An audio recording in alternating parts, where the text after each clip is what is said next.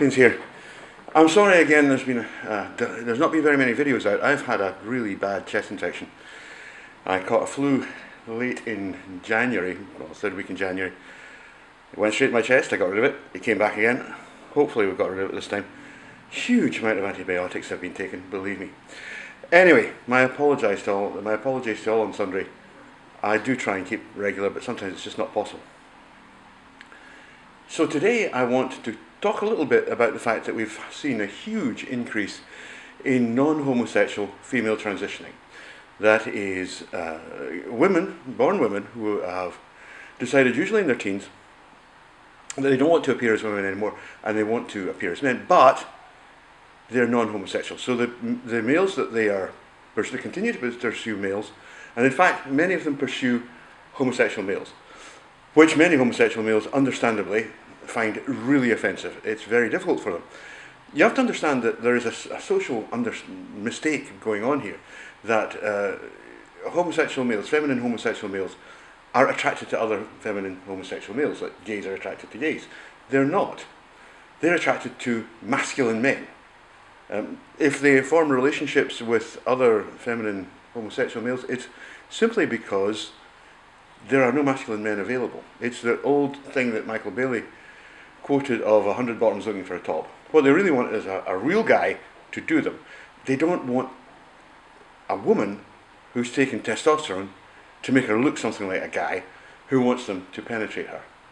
That's just not what they want. So that causes a lot of problems. But we have to look at this situation and ask ourselves, why is it, excuse the neighbour's dogs, why is it that we're seeing so many young girls, and we're talking about over a 4,000% increase at the Portman and Tavistock, the major UK clinic that deals with transition issues, 4,000% increase in this female to masculine presentation desire, and most of them are non-homosexual. It appears that the level of homosexual transitioners amongst the female population is fairly constant, it's fairly steady. And I'm not going to discuss those just now, we'll do a different program about them. We really want to talk about why is it that we're getting all of this suddenly happening. Now, I did a video last year discussing the Littman paper, which saw this as perhaps a social contagion, something which I agree with, which has largely been promulgated by social media. And that again is, I agree with that analysis by Littman. And in fact, I wrote that many years ago, it must have been about 2014 now, that we should expect to see, as social media became more and more powerful, and more widespread and more deeply used, that we should expect to see lots more transition. I did not predict this level, this increased level of female to masculine non-homosexual transition. Having said that, I want to go back in time and look at a parallel example. Excuse, I've still got a little cough, it'll take a while. A little parallel example. Now, just to give you some background, I'm a photographer. I studied art as a photographer, and I went to a very good art school, but it was full of gays. Now, that was in the early 80s, and many people will tell you that the 80s was and I quote, the gayest era ever, the gayest decade ever. I've always been heterosexual, and I've never had any problem being surrounded by homosexual males. They don't bother me. I'm not attracted to masculinity, so they were out of luck there. But I was slightly older than most of the other students. I didn't go to college until I was 24, for a whole bunch of reasons that you would really need to understand the funding system for British universities at that time to really get a grip on. Whereas most of the younger males, or the young males in the college system, were 18, roundabouts. And so they were very inexperienced, they were very shy, they tended to be reserved. I mean, remember, these were the art kids at school. They weren't the ones playing rugby, they weren't the forward ones. Some of the architects were, but most of the male art students were pretty reserved, retiring young men. But what seems to have been happening, and looking back on it now, I can see this was definitely the case, they really wanted sex. All young males want sex, every single one of them. And so they weren't having success with women. And remember that this is the point at which feminism is really starting to begin to corrupt society, and the idea that, all sex is rape. Andrea Dworkin was popular at that time. And so there was a certain sort of you shouldn't approach women air, which is weird, but never mind. And a lot of these boys felt attracted to the gay scene because they wanted sex. And what do you think boys do if they can't have girls? I tell you what they do. They have sex with each other. I mean, that's reported in all societies across the planet, that boys will fool around with each other's penises and bring each other to pleasure, partly as a way of learning about sex, and partly because they can't do it with women. In traditional societies, that will be because there's there are taboos about sex with girls before marriage. It's perfectly reasonable. Girls require to have, in traditional societies, girls require to have a stable male partner to look after them and their babies when they're young. So they're not able to have sex with women, so what do? They have sex with other males. I'm afraid they just do. And if that offends your American sensibilities or US sensibilities, too bad, it's just the way it is. That shouldn't lead us to imagine that they were actually homosexual. They weren't. They were not attracted to masculinity. They were attracted to having sex. And if, in order to have sex and have fun, pleasure with their bodies, that meant they were going to have to do it with another boy or a feminine-looking boy, they were up for it. It was fine.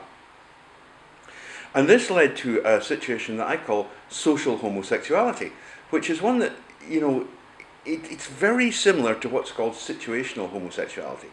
If you could call it a branch of situational homosexuality, except we usually think of that as being in situations where where men are constrained, like in prisons, for example. You get situational homosexuality there because of the specific situation of being in a prison surrounded only by other men.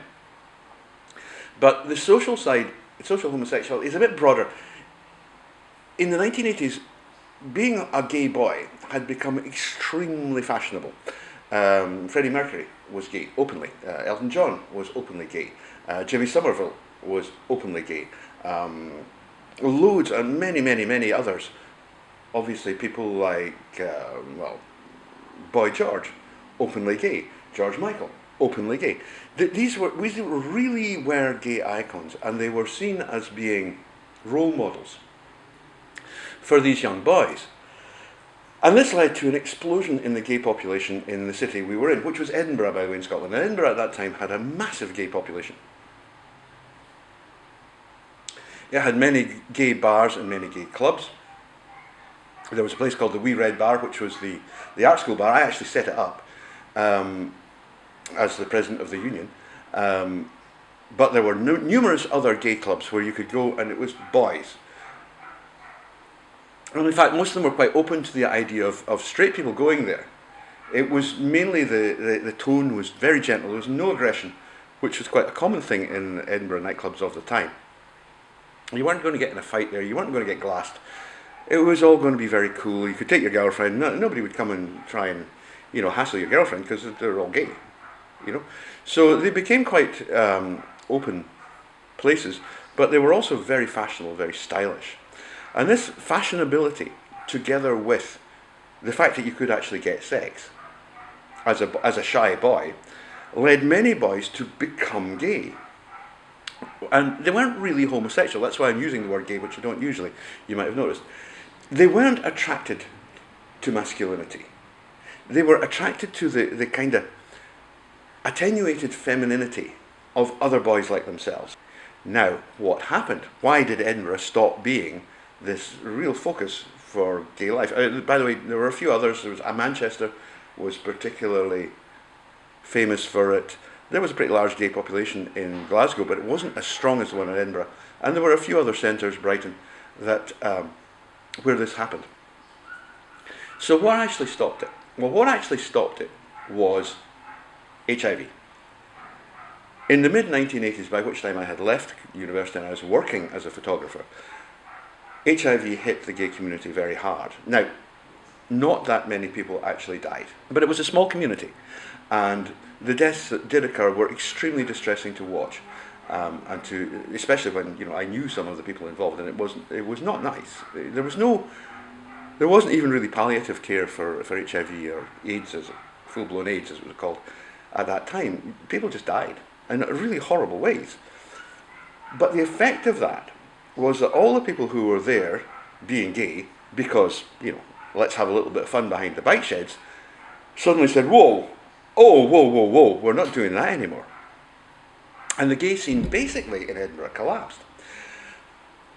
HIV, by the way, it's a totally different story. It moved into the intravenous drug-using population, and that's what Irving Welsh was writing about when he did Trainspotting. But that's another story. We won't get into that just now. So the gay scene essentially lost its attraction for the young boys around in the environment at the time, and it stopped being what they did. And it basically faded from view. Oh yeah, there's still plenty of gays in Edinburgh, but that explosion that we saw, which was well beyond what you might predict.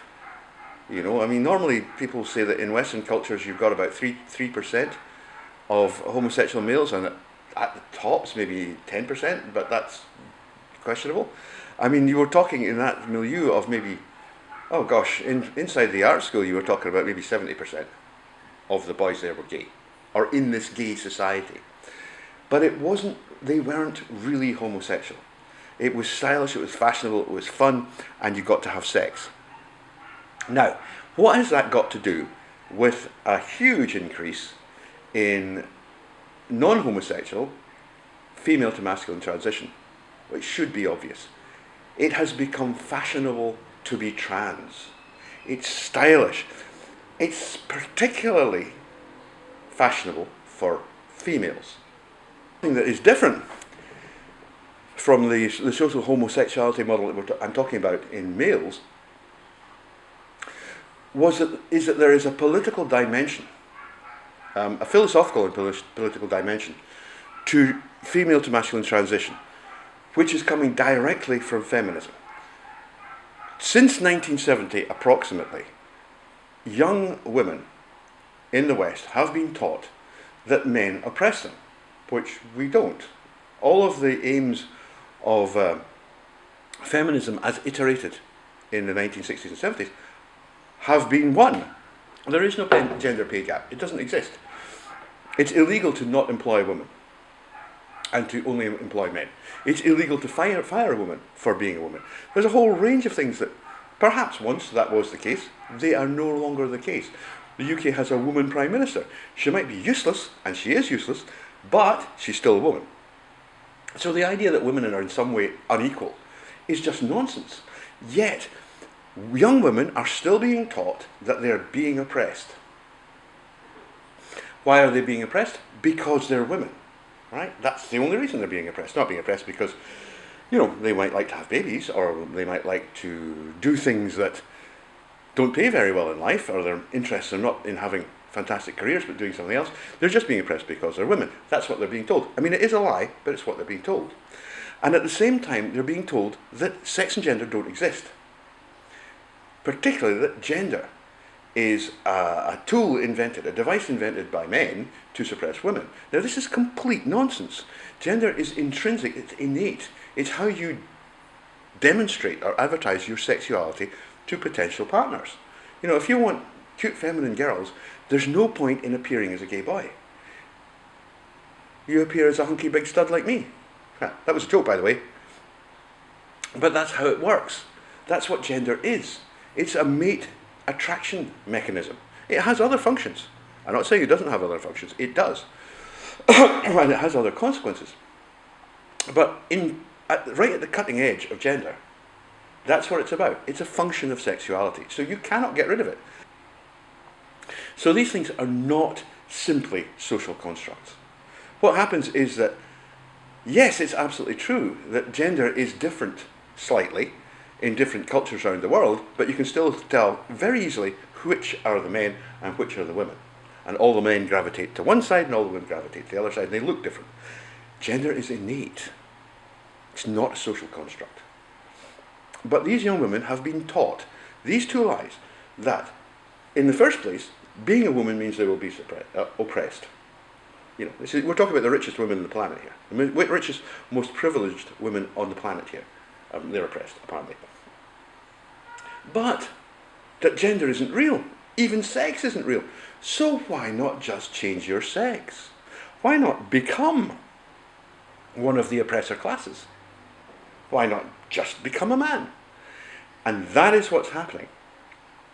Young women have been taught that they're being oppressed because they're women, but there's a way to change that, which is to stop being a woman and become a man.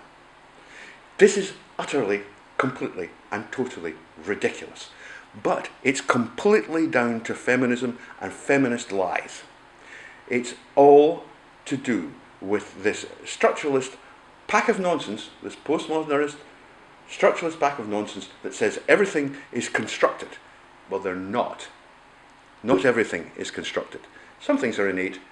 Gender is one of them. We're going to see an awful lot of tragedy. We are going to see an awful lot of really bad things. And my concern is that the bad things that we definitely will see, and I'll enumerate them in a minute, are not used to oppress and to prevent young, genuinely homosexual transsexuals from transitioning. Now remember, those are the ones who started being obviously same-sex attracted and cross-sex identified, cross-gender identified, from childhood, from the age of 2 or 4. They were having crushes, if they're male, they were having crushes on boys at the age of 5, just when the other boys were having crushes on girls. These are not, social homosexuals. They're not doing it because it's fun to fool around. There's not an acquired sexuality at all. It's innate to them. And we now know, or the consensus of evidence is, that it's caused by hormonal abnormalities in utero. You can't do anything about it. That person's going to be the way they are. It's absolute proof, by the way, that gender is innate. The existence of these people, the very existence of these people, means gender is innate. My concern is that they are not prevented from transitioning because some people who do transition do so for totally inappropriate reasons and end up ruining their lives. And that is what's going to happen to you if you are a non-homosexual female to masculine transitioner. We've plenty of evidence now, and you can find them. A little search on the internet, we'll find them. What I'll do, I'll tell you what I'll do. I'll do a blog post enumerating a few of them, because you can't take down my blog posts. And you can go there, and I'll list it here. You can go there, and you can see who they are. And they're busy trying to stop all transitions, and they've joined this appalling, disgusting so-called gender crit movement, which is, gender crit is just TERFs, trans-exclusionary radical feminists, allied with the new gay man. The new gay man doesn't want any young boys transitioning because he wants to meet. He wants new boys. He's not attracted to femininity, he's attracted to masculinity, especially youthful masculinity. Think about that a minute. So I'm concerned about protecting these people. But on the other hand, I'm also concerned about the damage that's being done to young non-homosexual women who've been taught these lies, and they are absolute lies, and whose lives are being destroyed. You can do about HSTS. It's innate. We've just discussed how it's innate. Homosexual transsexualism, that is. These individuals are running around dressed as girls, if they're boys, and dressed as boys, if they're girls, from a very young age, 5, 6 years old. By the time they're 10 or 12 and puberty is really coming on strong with them, it's all they can think about. This is not some sort of exploration that you can, or something that you do behind the bike shed. They can't change the way they are, and they need to be assisted. And the people who are trying to stop their transition seek to take us back to a time when people like this were injected with massive doses of testosterone. Some were locked up in prisons, in mental institutions, just for being what they are, just for going, I'm not a guy. I mean, look at my girlfriend Sam. Who the hell is going to call her a man? That's a ridiculous thing to say. She's a woman. Not only is she a woman, she's one of the most delightful women I've ever met. And I am privileged and proud to have her as my girlfriend, my fiancée. And I'm quite delighted to commit my life to her because of who she is. But she still has XY chromosomes. So I don't want these people being affected by this nonsense. Transition is a process. And it should begin socially. People transition socially. They dress to appear as if they were the opposite sex. And then when they get a bit further down the track, Maybe they go into hormones. And here in the Philippines, that tends to happen between the ages of 13 to 16. They're nearly all on hormones by the time they're 16. Same in Thailand, maybe a bit earlier in Thailand. And then maybe they'll go on to full genital reconstruction surgery, but actually most don't. Most are quite happy, especially if they can land a nice man. They go, shit, why would I bother doing that? You know, I've got a nice guy here, he looks after me, we have great sex, we have a good life together, why do that, you know? And the fact is that today there are many men who are quite happy to that. You know, understand something. There's a lot of men who like anal sex. That is, we like to, you know, insert ourselves in it. We're not constrained by the taboos of the West. We think it's fun, we think it's nice, we like the girls who can give us that. So for a lot of them, it's like, well, why should we go on to transition, to surgical transition? And the other thing to understand is that the hormones that are being used are actually very, very mild. Mostly, HSTS are separate from the general male population anyway, by their size and all the other things we've talked about before.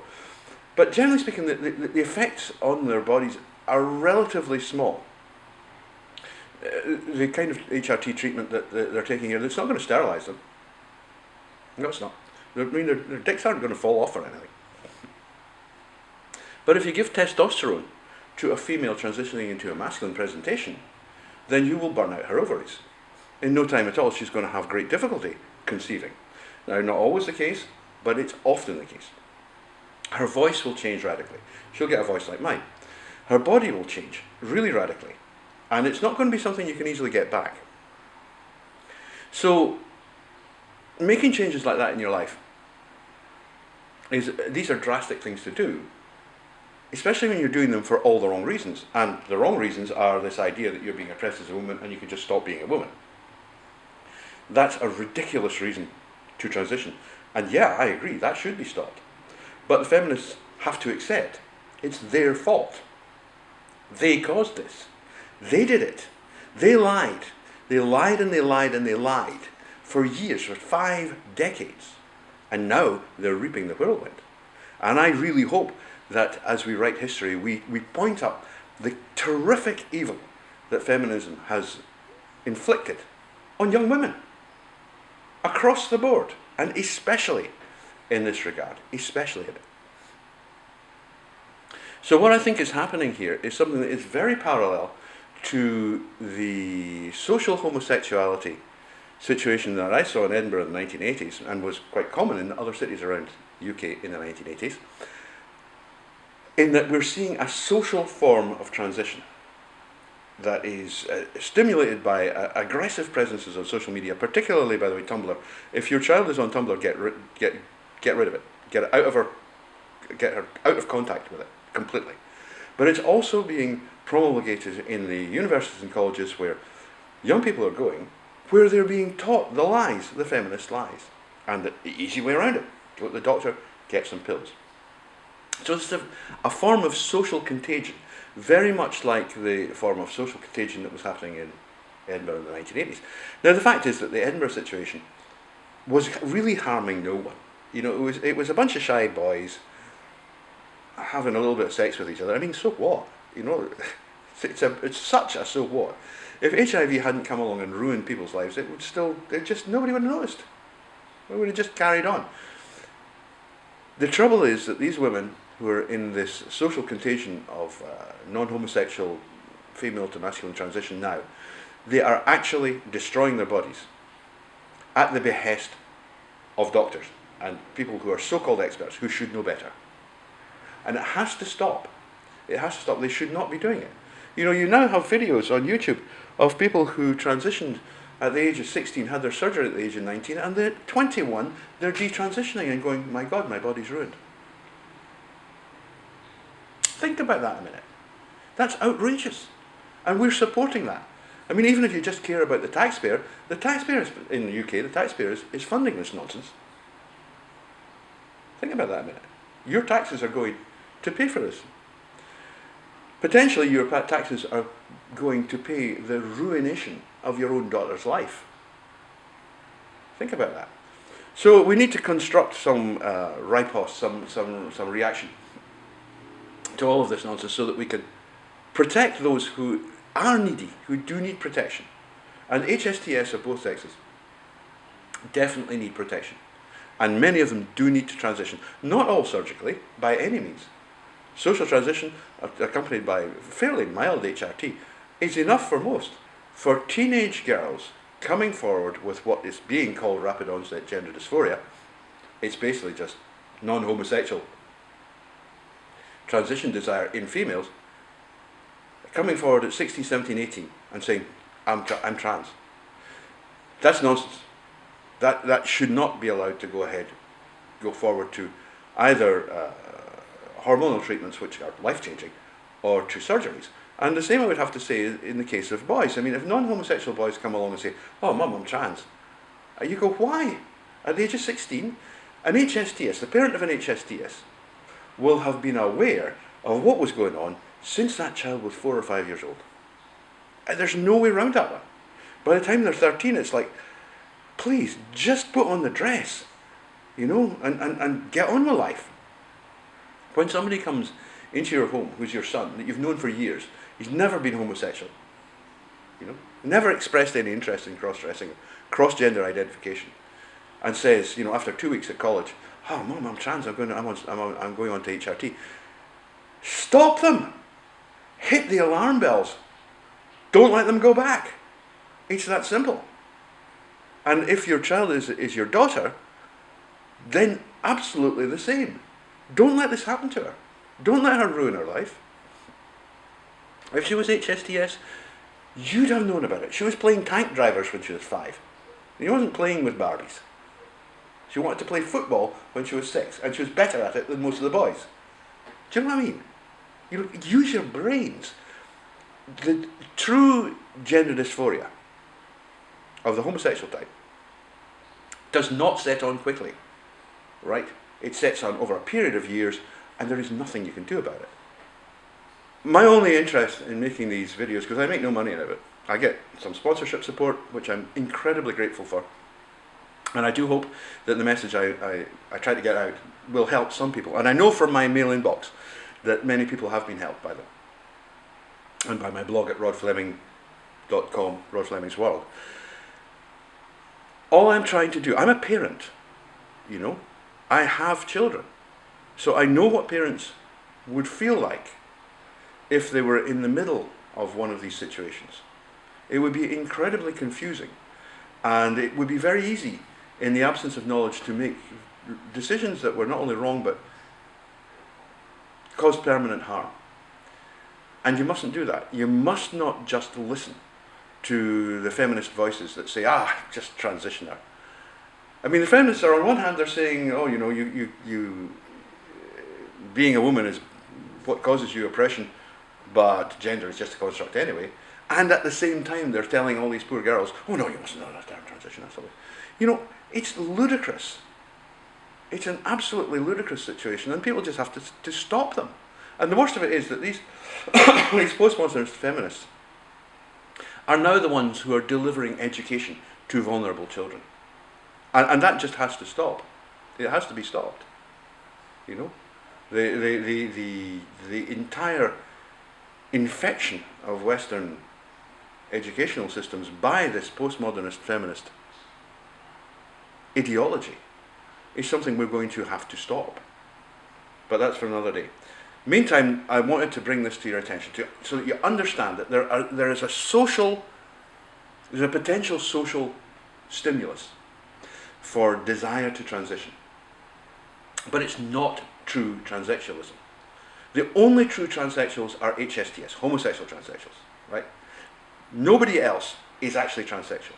And in my opinion, nobody else certainly should not be having body-altering surgery. I mean, if you're a 45-year-old AGP who suddenly decides he has to abandon his wife and kids and career and turn into a woman, well, okay, fine. It's your body. I ain't going to say anything about it. It's not my business. But we have to protect the young. And the fact is that we are approaching a situation where we are now in a situation where there's a conflict between people who are justifiably upset that they have ruined their bodies for all the wrong reasons, and the interests of those who really do need to change their gender for all the right reasons, you know? And those are the HSTS. We have to protect the HSTS because they are actually the most vulnerable group in society. In particular, male to feminine HSTS.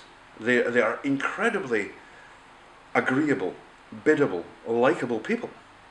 And the first thing they're going to try to do is to please mum and dad. So if mum and dad are like, oh no, you mustn't do that, the child will quite possibly accept a life of misery just to not upset anyone. It's really only the strong ones. Here in Asia, it's a little bit different. Here, people are a lot more relaxed about it. If you go into my liked videos, the list, and have a look at the ladyboys section, you'll see that here people are encouraging their kids to go to, boy kids to go to and take part in transgender pageants from even they're just 8 or 9 years old. Parents here are very relaxed about it. It's just not a big deal. Now, not all of those boys will turn out to be gay, and not all of them will turn out to be trans. But there's no big, it's not like any big social taboo or anything's put on it. It's just, kids dressing up. And if you look at the TNT boys who've arrived in the United States, it's the same thing. You don't know what their outcome will be, you don't know what their future will be, but the point is they're being allowed to explore this part of their lives with no pressure. And that's the way it should be. Down they're into their mid-teens, that's when you start making serious choices. And HSTS should be at that stage encouraged to make the best choice, and the best choice will often be to transition. For non-homosexual transitioners, I just don't think it's ever appropriate for them to take life-altering hormonal therapies, and particularly not surgeries. I mean, for female to masculine, remember that transition will involve a double mastectomy. It'll involve major surgery, including a hysterectomy. These are big. Why are we encouraging teenagers to do this? Anyway, it's been a bit of a ramble. Sorry about my voice, it's going to go. I'm going to stop now. I'll see you soon. I will be back, I will be ranting. Take care. It was my birthday the other day, so I'll also be posting a video of some fun we had before I actually stopped remembering what fun we were having. So take care of yourselves, be good, and at least be enthusiastic. Take care. Bye.